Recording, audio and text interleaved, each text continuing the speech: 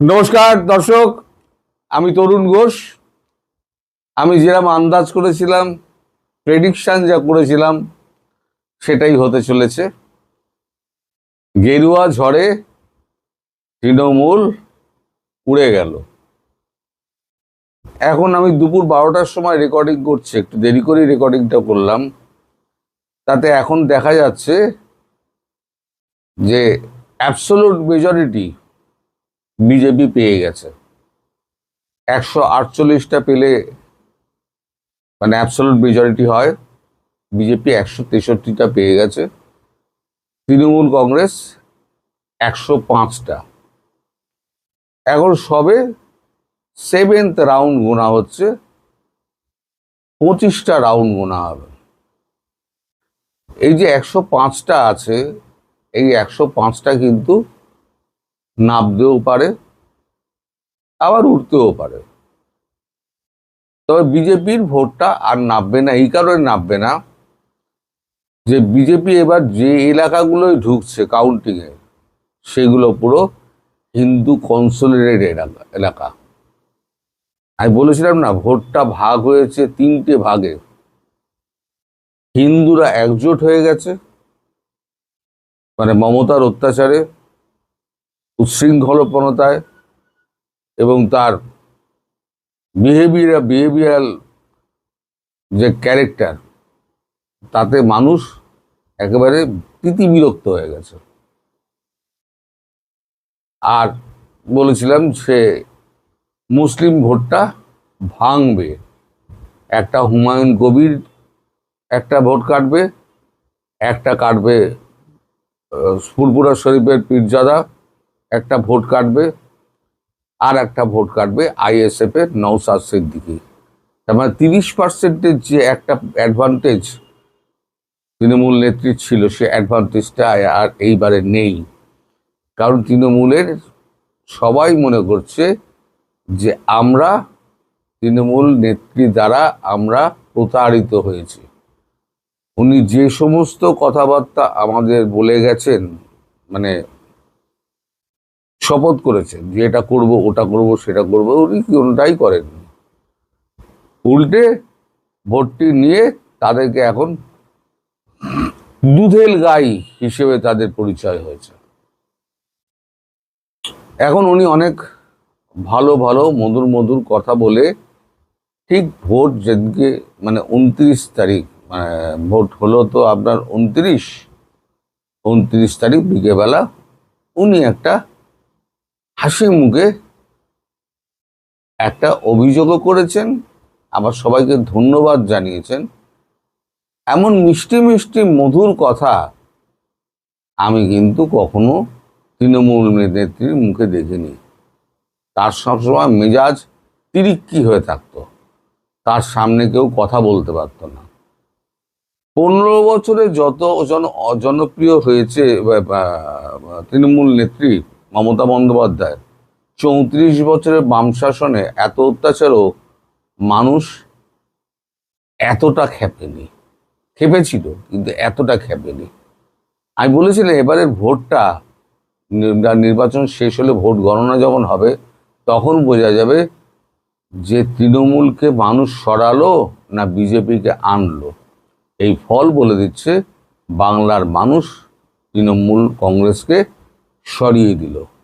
অর্থাৎ তুমি এবার বিদেয় হও, আর তোমায় পশ্চিমবঙ্গের মুখ দেখতে হবে না।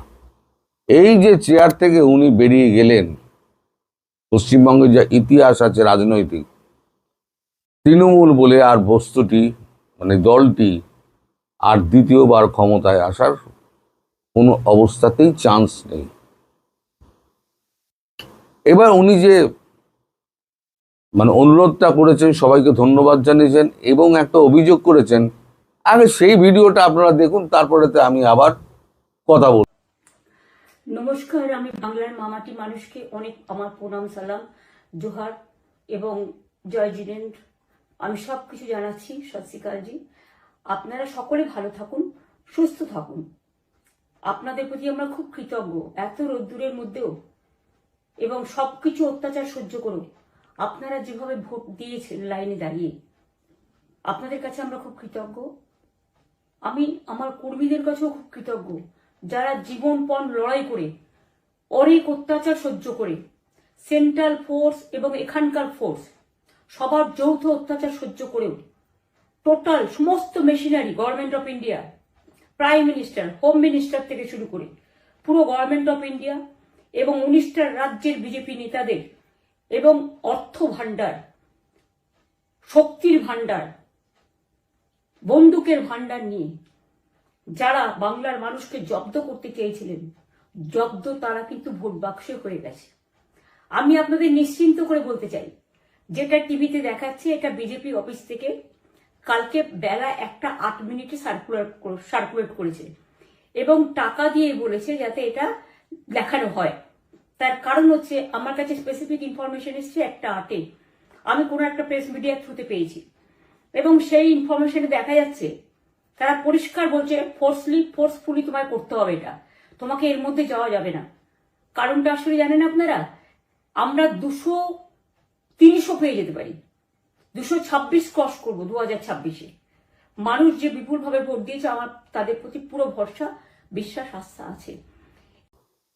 দেখলেন কত মিষ্টি মিষ্টি মিষ্টি মিষ্টি কথা বলছেন উনি। শেষে একটা এক্সিট পোল যেটা দেখানো হচ্ছে বিভিন্ন এতে, ভোট হয়ে গেলে তখন আমাদের নিয়ম হচ্ছে ভোটের আগে এক্সিট পোল দেখাতে পারবে না, ভোট শেষ হয়ে যাবে তারপরে তুমি এক্সিট পোল দেখাও। এই এক্সিট পোল নাকি কেন্দ্রীয় সরকার বিভিন্ন টিভিকে পয়সা দিয়ে তিনি এক্সিট পোল করিয়েছেন অমিত শাহ এবং নরেন্দ্র মোদী। এটা হচ্ছে ওনার অভিযোগ। তা উনি একবারও বললেন না যে আমি যে যে অপরাধগুলো করেছি, মহিলা মুখ্যমন্ত্রী হিসেবে আমি সিংহাসনে বসে মহিলাদের ওপরে যে নৃশংস অত্যাচার করেছি, আরজি কর থেকে আরম্ভ করে আপনার ওই বিজ্ঞান কলেজেরই অধ্যাপিকার ধর্ষণ নির্যাতনের কাণ্ড পর্যন্ত প্রত্যেক কটাই উনি আড়াল করেছেন। তার রাজত্বকালে সব থেকে বেশি অসুরক্ষিত হয়েছেন মহিলারা। আরজি করে যে অভয়া, যে মেয়েটি, ডাক্তার মেয়েটি টিফিন খেতে গেছিল, 8 ঘন্টা না 45 মিনিটের মধ্যে সে একটু ঘুমিয়ে পড়েছিল, তাকে ধর্ষণ করে পেলভিস পর্যন্ত ভেঙে দিয়েছিল। যদি না বুঝতে পারেন যে কোনো ডাক্তারের কাছে জিজ্ঞেস করবেন, আমি আর ভিডিওতে সেটা ব্যাখ্যা করতে চাই না, মহিলারা দেখেন বলে আমি সেটা ব্যাখ্যা করব না। পেলভিস পর্যন্ত ভেঙে দিয়েছিল। রাতারাতি তিনি কি করলেন, সমস্ত তথ্য প্রমাণ একেবারে লোপাট করে বডিকে 3 ঘন্টার মধ্যে পোস্টমর্টম করে জ্বালিয়ে দিলেন, যাতে কোনো রকম প্রমাণ না থাকে। সিবিআই এসে কি করবে? বডি যদি না থাকে, যেখানে রেপ হয়েছে সেখানে যদি একবারে ধ্বংসস্তূপ করে দেয়, তাহলে সিবিআই এসে কি করবে, এনআইএ এসে কি করবে? তদন্ত তো হয় আপনার তথ্য প্রমাণের ভিত্তিতে, সার্কামস্টেন্সিয়াল এভিডেন্সের ভিত্তিতে। সে তো সব উড়িয়ে দিয়েছে। তো এইভাবে উনি সাধারণ মানুষকে পিষেছেন, মহিলাদের অত্যাচার করেছেন।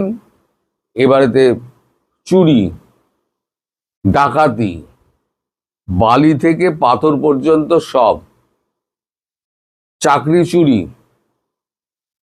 প্রধানমন্ত্রী সড়ক যোজনার টাকা চুরি, 100 দিনের কাজের টাকা চুরি, গঙ্গা অ্যাকশন প্ল্যানের টাকা চুরি, শুধু চুরি করে গেছেন। আর পশ্চিমবঙ্গের দেনা যখন 2011 সালে বামফ্রন্ট যে সময়তে 1,75,000 কোটি টাকা ছেড়ে গেছিল দেনা, সেটা উনি প্রায় 9 লক্ষে পৌঁছে দিয়েছেন।